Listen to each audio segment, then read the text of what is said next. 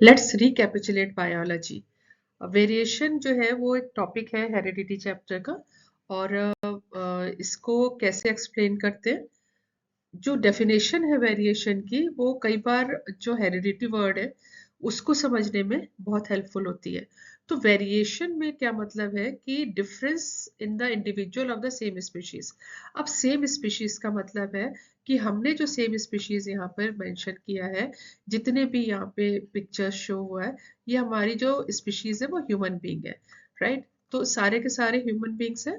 तो यहाँ पर अगर आप यहाँ पे ह्यूमन बीइंग्स को देखो, तो ये भी स्किन कलर हो गए, फेशियल फीचर्स हो गए, और भी जितने भी डिफरेंस है, स्पेशली अगर आप देखो तो ये डाई हेयर नहीं है, ये नेचुरल हेयर है, जिसमें हम डिफरेंट कलर ऑफ हेयर देख सकते हैं।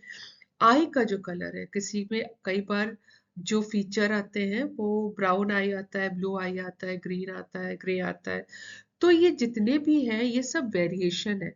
और हमारा जो स्पीशीज है वो क्या है, होमो सेपियंस। तो हमारा कैसे हम कह रहे हैं कि हम एक स्पीशीज है, क्योंकि we all are homo sapiens, हम तो ह्यूमन बीइंग है।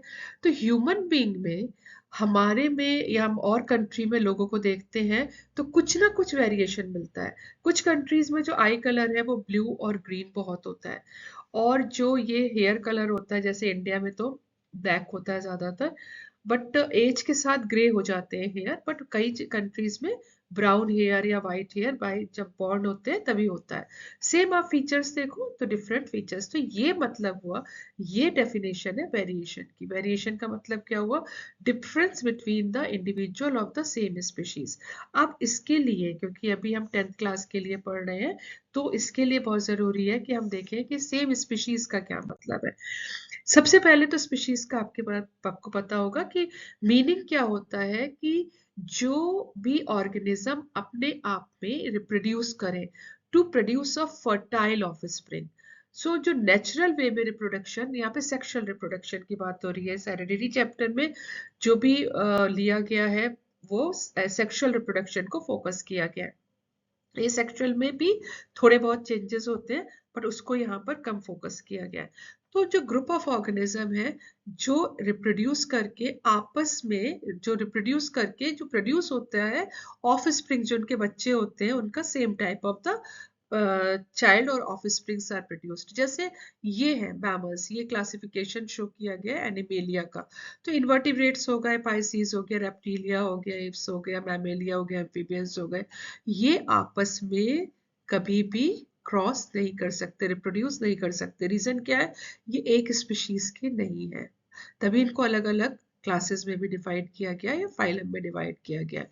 यहाँ पर अगर आप देखो, ये बेर के स्पीशीज है, जिसमें भालू की स्पीशीज है यहाँ पर। तो ये जो स्पीशीज है इसमें कुछ तो फर्क है, जैसे पोलर पोलर बेयर है, तो ये तो बर्फ में रहता है, तो इसमें तो फर का जो अमाउंट बहुत ज्यादा होता है, फरी होता है। जो इनके क्लॉज होते हैं, जो नाखून होते हैं, जो इनके हैंड्स होते हैं, पैडेड होते हैं।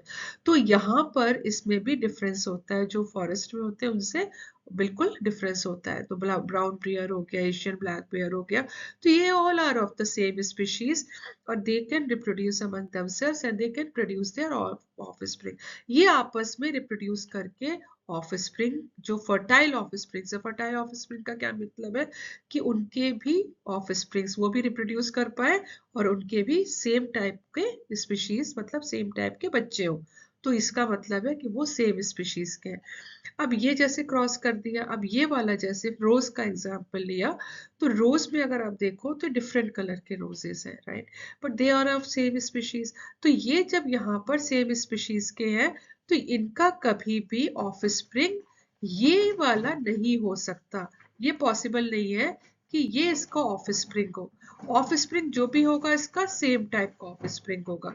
इसका मतलब है कि they all are of same species, right. ये ह्यूमन बींग्स है, they are of same species. अब जो ये ह्यूमन बींग्स है, अगर आप इसको देखो तो यहाँ पर फीचर्स बिल्कुल डिफरेंस है। इवन ये पिक्चर क्यों लिया है, क्योंकि कहीं ना कहीं पर आई कलर में भी यहाँ पे डिफरेंस आ रहा है। क्योंकि यहाँ पर जो बच्चों का आई कलर है वो डिफरेंट है पेरेंट्स के आई कलर पे। इवन जो हेयर कलर है, यहाँ पे गर्ल का जो हेयर कलर है वो तो मदर से रिजेंबल कर रहा है, फादर से बॉय का कर रहा है, तो they all are of same species. So यहाँ पे फीचर्स मदर और फादर के डिफरेंट है। इवन जो ब्रदर और सिस्टर के जो फीचर्स है दे आर डिफरेंट। तो स्पीशीज क्या होता है? The group of organism that can produce among themselves and produce a fertile offspring. So that is again a, तो वेरिएशन जो होता है वो वेरिएशन को जो हम स्टडी कर रहे हैं वो स्टडी कर रहे हैं सेम स्पीशीज के ऑर्गेनिज्म में। डिफरेंट स्पीशीज के ऑर्गेनिज्म में हम इसको स्टडी नहीं करेंगे, सेम स्पीशीज के ऑर्गेनिज्म में इसको स्टडी करेंगे, that is we will see the variation. अब जो फर्स्ट टॉपिक है एनसीईआरटी बुक में वो है accumulation of variation during the reproduction. अब दोनों चीज हमें दिया गया है, यहाँ पर दो चीज में दिया गया है, एक एसेक्सुअल में भी दिया गया है, सेक्सुअल में भी दिया गया है। पहले इसको समझते हैं या इसको समझते हैं। Suppose this is one figure और यहाँ पर इसमें से जो ये दो फिगर्स आई है इसमें थोड़ा थोड़ा वेरिएशन आया। वेरिएशन कहाँ पे आया कि ये ब्लू था और ये यहाँ पर क्या आ गया, रेड आ गया, और यहाँ पर ये ब्लू था और यहाँ पे क्या आ गया, ये ग्रीन आ गया। अब जब इसका यहाँ पर जो नेक्स्ट जनरेशन आई तो यहाँ पर पेरेंटल करेक्टर तो दोनों में था, but apart from the parental character ये कुछ न्यू आ गया, यहाँ पर न्यू आ गया, राइट। अच्छा, ये भी पेरेंट करेक्टर तो यहाँ पर आया बट यहाँ देखिए कलर में चेंज आ गया। तो ये वाला सारे का सारा क्या है, वेरिएशन है।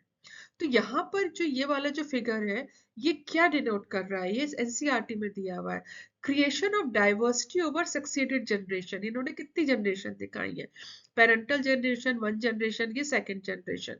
The original organism at the top will give rise to the two individual similar to the body design.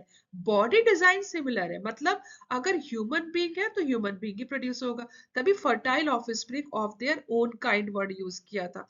हमेशा ऐसा नहीं है कि ह्यूमन बीइंग का ऑफस्प्रिंग कुछ और हो जाए या ये डॉग की जो फैमिली है इसमें ऑफस्प्रिंग कोई चेंज हो जाए, बट इनमें जो होता है इसमें थोड़ा सटल डिफरेंस होता है। सटल डिफरेंस मतलब डिफरेंस बहुत हल्का सा डिफरेंस होता है, लेकिन आपको ये पता लग जाएगा this is of first generation, this is of second. अब ये वाला सेम फिगर यहाँ से भी लिया गया है कि यहाँ पर थोड़ा थोड़ा डिफरेंस आया और फिर वो डिफरेंस यहाँ पर मतलब पेरेंटल तो यहाँ पे रहा, लेकिन इसका जो कनेक्शन है वो यहाँ से भी है, इसका कनेक्शन, क्योंकि ये कनेक्टेड इनसे है और ये कनेक्टेड इससे है, तो यहाँ पर वेरिएशन आ ही रहा है थोड़ा बहुत, ये वेरिएशन है, बट इसका मतलब ये नहीं है कि ऑफस्प्रिंग यहाँ पे चेंज हो जाएंगे। सेम ये डॉग फैमिली है तो यहाँ पर अगर आप देखें मेल और फीमेल डॉग में फीचर्स तो है वो अलग अलग है बच्चों में, बट कहीं ना कहीं कलर ऑफ द जो आईज है या जो फर का कलर है या जो हेयर है या जो ईयर का पैटर्न है वो यहाँ पर सबका सेम आ रहा है। तो हम इनको पहचान सकते हैं कि दे ऑल आर, जो कि मतलब they all are of one family. तो reproductive processes give rise to individual and they are similar but subtly different. So subtly different का क्या मतलब हुआ, हल्का सा इसमें डिफरेंस आएगा, मतलब अगर ये वाला पोर्शन है तो सब बच्चों में ये पोर्शन लाइट पोर्शन नहीं आया, कुछ पोर्शन डार्क आया कुछ लाइट आया, तो मतलब बट आप एक फैमिली को आइडेंटिफाई कर सकते हो कि ये एक फैमिली के हैं। तो वही चीज इन्होंने यहाँ पर भी एक्सप्लेन किया है कि each of the four individuals in the bottom one they will be different from each other while some of them their difference is unique। तो यहाँ पर भी आप देखो कि ये चारों के चारों अलग है और कुछ का डिफरेंस यूनिक है। अब इसका डिफरेंस क्या यूनिक है, अब इसमें ये यूनिकनेस है, इसमें ये यूनिकनेस है, इसमें का कलर यूनिकनेस है।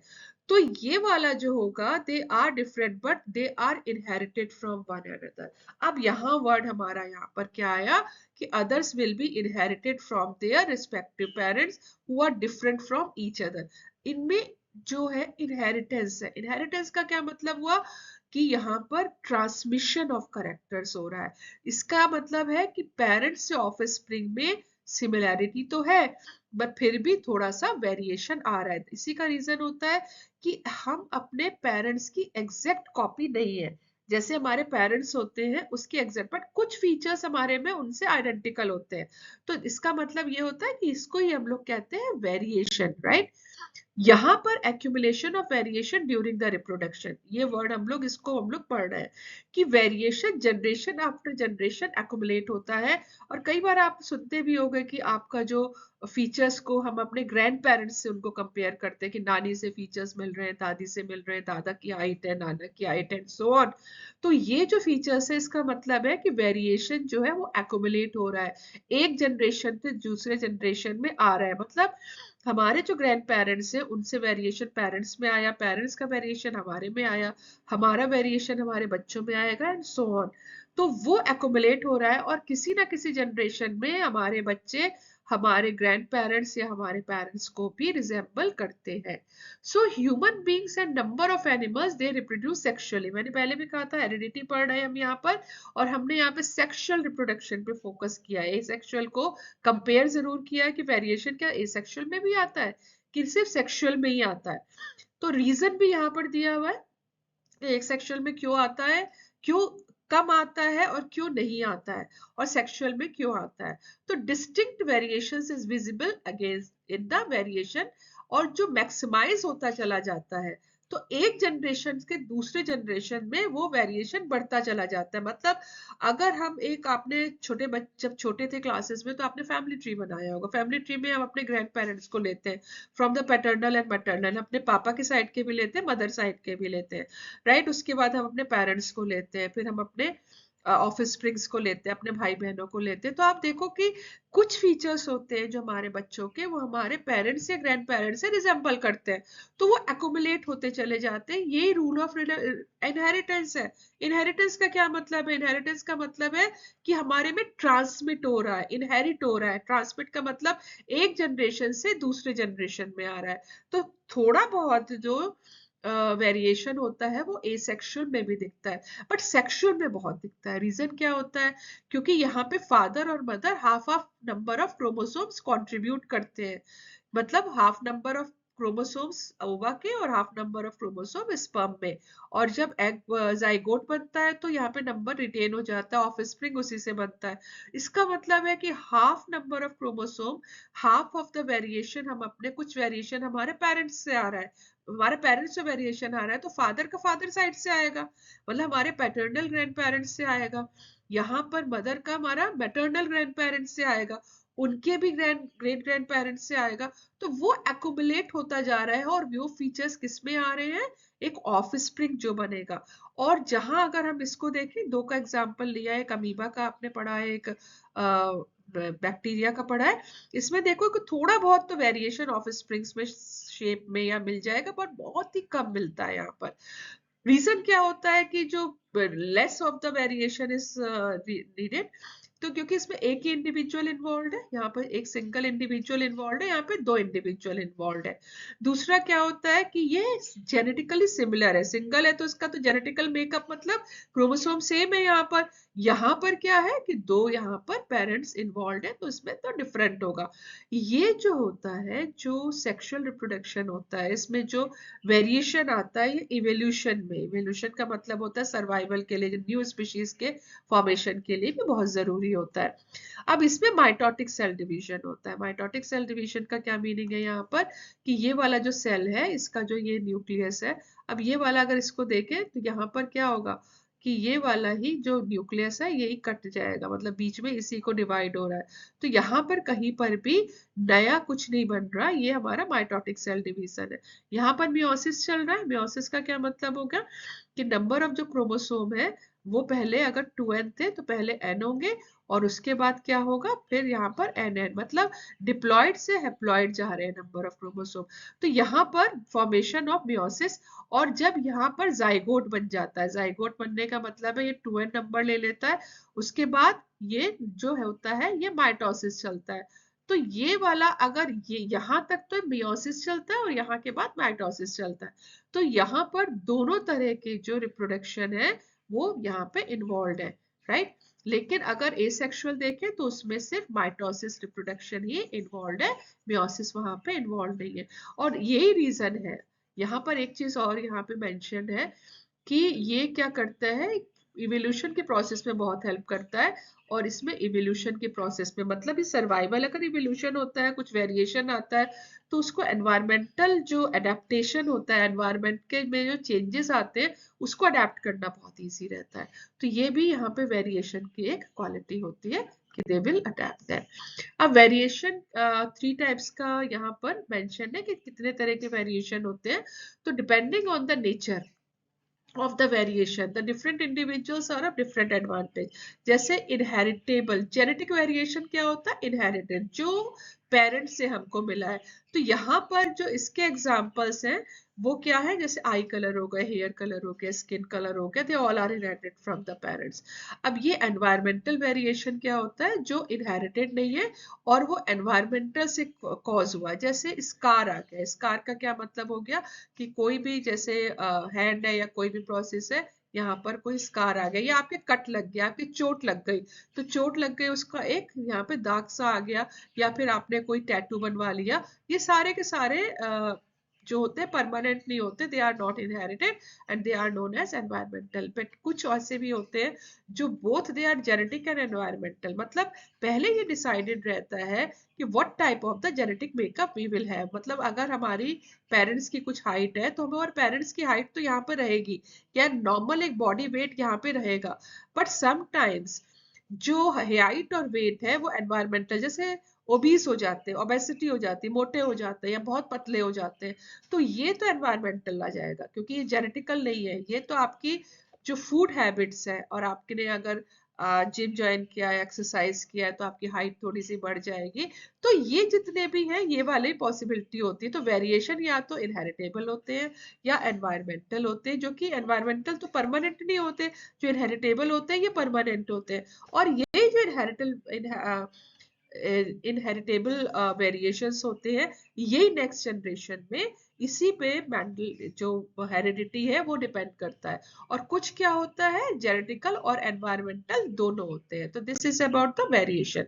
एनसीईआरटी में 2 क्वेश्चंस थे कि if a trait A is 10% of population asexually reproducing species and 60% of same species, तो किसमें जल्दी, कौन सी, which species has arisen earlier? Obviously यहाँ पर जिसमें ज्यादा वेरिएशन है वो पहले अराइज हुआ होगा, क्योंकि एसेक्सुअल रिप्रोडक्शन, इसको आंसर हमें कैसे लिखना है, इसके species organisms are the exact copy of the parents, so traits are passed from the one generation to another, क्योंकि इसमें तो ट्रेट्स पूरे के पूरे सेम एग्जैक्टली पास हो रहे हैं। इसीलिए जो अभी मैंने कंपैरिजन दिया था आपको, वो इसीलिए कंपैरिजन दिया था क्योंकि यहाँ पे ए सेक्शुअल पे क्वेश्चन पूछा था। जैसे ये है आपका अमीबा है, अब अमीबा क्या होता है कि यहाँ पे कंस्ट्रिक्शन होगा and amoeba will be cut into the two. अब यहाँ पर अगर 60% वेरिएशन आ रहा है तो ऑब्वियसली ये ओल्डर स्पीशीज है, और 10% आ रहा है तो वो यंगर स्पीशीज है। दूसरा क्वेश्चन क्या है यहाँ पर, why does the जो है how does the creation of variation in the species promote survival? ये वाला जो है ये sexual reproduction से related है। Variation in the species can promote survival by helping organisms adapt to the environmental changes that we can live, and that leads to the evolution। इसका क्या मतलब हुआ, अगर एक ही कंडीशन में सपोज कोई भी वेरिएशन नहीं है, suppose this is habitat for the bacteria और इसमें कोई भी वेरिएशन नहीं आया, अब suppose it is living in water, अगर कोई टेम्परेचर चेंज होता है या कुछ भी ऐसा कुछ एनवायरमेंटल चेंज होता है, then the complete species will not exist, it will die. और कई बार क्या होता है कि जब अगर वेरिएशन होता है तो कुछ स्पीशीज के जो ऑर्गेनिजम्स होते हैं वो सरवाइव कर सकते हैं। तो जो भी वेरिएशन आता है वो हमेशा बेनिफिट होता है, एसेक्सुअल में नहीं आता, सेक्सुअल में आता है, बट हमेशा there is a benefit of the variation because it leads to the evolution. Evolution मतलब creation of the new species. ये इसलिए लिया था क्योंकि यहाँ पर एसेक्सुअल हमने पढ़ना ज्यादातर सेक्सुअल रिप्रोडक्शन में, क्योंकि वेरिएशन के बाद हमारा नेक्स्ट टॉपिक हेरिडिटरी आ रहा है, टॉपिक चैप्टर का नेम ही हेरिडिटरी है, तो वो हेरिडिटरी आएगा, बट यहाँ पे वेरिएशन आ रहा है। अब इसमें हेरिडिटी का एक छोटा सा टॉपिक यहाँ पे लिया है, heredity is the study of inheritance. Inheritance का क्या मतलब है, transmission of the genetic makeup from parents to offspring. वो दिखाया था कि the half of the chromosome we are having mother के और फादर के, और that is the offspring is form. Same ये भी एग्जांपल है कि यहाँ पर भी आप स्पीशीज सेम है, रोज की स्पीशीज है, स्पीशीज सेम है, डॉग की सेम स्पीशीज है, बट यहाँ पर आप देखो इन सब ने ट्रांसमिट किया है इनहेरिटेड ट्रेट्स, करेक्टर्स। ट्रेट्स का मतलब होता है करेक्टर। इन्होंने अपने पेरेंट के करेक्टर को यहाँ पर लिया है। Even different colour of the roses are there, but यहाँ पर डिफरेंट जो पेरेंटल करेक्टर, इनहेरिट मतलब ट्रांसमिट हुआ है। तो rule of heredity determine the process of the traits and characters reliably inherited। अब अगर इसी को ऑब्जर्व करो तो यहाँ पर आप देखो कि ये आपको लगेगा कि ये इसी का ऑफस्प्रिंग है, बट यहाँ पर इसके फीचर थोड़े से डिफरेंट है। मे बी इसका जो सेकंड पार्टनर है उसमें ये थोड़ा सा फर्क आया हो, लेकिन ये वाला आपको समझ आ जाएगा कि they are of the same species, ये इसी के बच्चे हो सकते हैं। So outcome of the reproductive process still remains generation of individual of similar design। Similar design का मतलब है इसके offspring इससे resemble करेंगे, इसके offspring इससे resemble करेंगे, इसके offspring इससे resemble करेंगे। तो पहले ही हमने पढ़ा था वेरिएशन का क्या मतलब था कि उसमें जो सेम स्पीशीज में हल्का सा डिफरेंस। So traits या characters are inherited from parents to offspring. So color of the hair, skin, eye color, body type, height, they all are certain diseases. They are inheritable characters. What we are getting in the humans. So ये जो inherited character है, जो word हमने use किया कि genetically transmission of genetically makeup, जो genetic का मतलब होता है genes, इसका मतलब है कि आगे हमने इसमें पढ़ना है कि ये ट्रेट्स कैसे इनहेरिट होते हैं। तो ट्रेट्स कैसे इनहेरिट होंगे? जीन्स के थ्रू होंगे, और जीन्स क्या है वो हम अपने नेक्स्ट वीडियो में देखेंगे। बट ये जितने भी चेंजेस आ रहे हैं हेरिडिटी में वो this is because of the genes, right. एक और यहाँ पर एक्टिविटी दिया हुआ है एनसीईआरटी में, वहां पे एक एग्जाम्पल दिया है ईयर लोब्स का, एक्टिविटी के फॉर्म में है कि आप क्लास के बच्चों को अरेंज करके वो देखो कि किसके ईयर लोब्स फ्री है। यहाँ पर आप देखो फ्री ईयर लोब्स है, यहाँ पे फ्यूज्ड है। फ्यूज्ड का मतलब है कि अटैच्ड है स्किन के साथ, ये जो लोअर लोब है ये फ्री है। सो यहाँ पर जो उन्होंने सिर्फ मेंशन किया है कि जो फ्री ईयर लोब है वो डोमिनेटिंग करेक्टर है, अटैच्ड ईयर लोब जो है वो रेसेसिव करेक्टर है। तो यहाँ पर इसमें है कि the rule of inheritance of ear lobe है कि फ्री ईयर लोब डोमिनेंट है, अटैच्ड ईयर लोब रेसेसिव है, क्योंकि मैक्सिमम बच्चों की अगर आप क्लास में भी देखो तो we will have the free ear lobes. So यहाँ पे both the parents of free ear lobes, तो बच्चों के भी यहाँ पर फ्री ईयर लोब्स होंगे। लेकिन अगर दोनों पेरेंट्स के फ्री ईयर लोब्स हैं, बट कई बार बच्चों के यहाँ पर क्या होते हैं अटैच्ड ईयर लोब्स भी आ सकते हैं। तो इसका क्या मतलब हुआ, ये हमने एक वीडियो बनाया था मेंडल के रूल का। इसका क्या मतलब हुआ कि अगर सपोज मैं एक अल्फाबेट लेती हूँ कि अगर ये वाला है ये डोमिनेटिंग को शो कर रहा है और ये क्या है रेसेसिव को शो कर रहा है, मतलब इसकी वजह से अटैच्ड ईयरलोब आ रहे हैं, इसकी वजह से फ्री ईयरलोब आ रहे हैं। जब इसके क्या बने गैमीट्स बने और इनका फ्यूजन हुआ तो ये तो देगा पहले जनरेशन में तो सबके फ्री ईयरलोब्स ही आएंगे, बट अगर नेक्स्ट जनरेशन में आएंगे तो अगर इसको हमने यहाँ पे इससे क्रॉस करवाया, इसका वीडियो ऑलरेडी कैसे करवाते हैं ऑलरेडी हैव गिवन, तो ये तो क्या होता है इसके जो चांसेस होते हैं यहाँ पर ये हमेशा क्या होंगे, चांसेस है यहाँ पे फ्री ईयर लोब्स के, ये भी फ्री ईयर लोब्स है, ये भी फ्री ईयर लोब्स है, बट चांसेस यहाँ पे अटैच्ड ईयर लोब्स के भी है। इसका मतलब क्या है कि ये एक हेरिडिटरी है, ट्रांसमिशन ऑफ कैरेक्टरिस्टिक्स है from one generation to another. इसमें और भी क्या शो हो रहा है, क्योंकि इसको क्यों आई हैव एक्सप्लेन, इसको मैंने क्यों एक्सप्लेन किया है, देखो यहाँ पे दिया है if the parents have free earlobes but child has also attached. दोनों पेरेंट्स के यहाँ पे फ्री ईयरलोब है तो फ्री ईयरलोब्स भी हो सकते हैं, अगर यहाँ पे फ्री ईयरलोब्स है तो अटैच्ड भी हो सकते हैं। इसका क्या मतलब है कि अगर ये वाला हो तो यहाँ पे फ्री ईयरलोब्स होंगे और यहाँ पर आएगा इस तरह से आएगा तो अटैच्ड फ्री ईयरलोब्स होंगे। ये फिर से एक बार जो मेंडल के रूल्स थे उसमें अरेंज किया आपने करा था हेटेरोजाइगस होमोजाइगस का। So this is a question of inherited traits. ये जो है ये शो करता है इनहेरिटेड ट्रेट्स। इनहेरिटेड ट्रेट्स में इसका जो हमने एक्युमुलेशन ऑफ वेरिएशन पढ़ा था ये उससे रिलेटेड है कि जनरेशन टू जनरेशन ये हमारे बॉडी में मतलब हमारे जितनी भी जनरेशन है उससे में हमारा कोई भी करेक्टर कोई भी वेरिएशन लॉस्ट नहीं है और किसी भी जनरेशन में अपने आप को शो कर सकता है। This is about this video. So inheritance of trait अभी हमने क्या देखा, जैसे F1 जनरेशन में जो भी मैंने आपको एक्सप्लेन किया था, अगर यहाँ पर इसको क्रॉस करवाते हैं तो इसके भी चांसेस होते हैं कि जो रेसेसिव ईयर है वो भी आ सकता है। सो नॉर्मली क्या होते हैं इनहेरिटेड ट्रेट्स जो होते हैं, we are getting human beings में both the mother and father they are contributing, दोनों का बराबर रोल है क्रोमोसोम्स को कंट्रीब्यूट करने के लिए जब जाइगोट बनता है और ऑफस्प्रिंग बनता है। सो जो ट्रेट आते हैं they are influenced by both the father's and mother DNA. अब देखो वर्ड आ रहा है डीएनए, वर्ड आ रहा है जीन, इसका मतलब है जो इनहेरिटेड ट्रेट्स है, एक टॉपिक है इसमें आपके चैप्टर में, how the traits are inherited, जो करेक्टरिस्टिक्स है वो हम इनहेरिट कैसे करते हैं, तो वो हम कैसे करते हैं उसमें हमने क्या पढ़ना है डिटेल में, डीएनए और क्रोमोसोम्स के थ्रू करते हैं। उसी वीडियो में I will tell you what are chromosome, what is DNA और what is gene and how the traits are copied, right.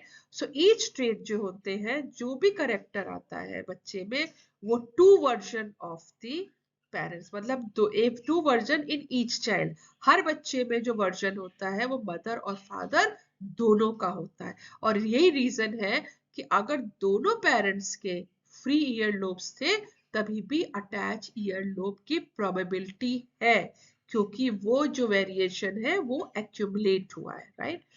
So that's all in this video. My next video will be how the traits will be inherited. Thanks for watching. Please subscribe the channel and like the video.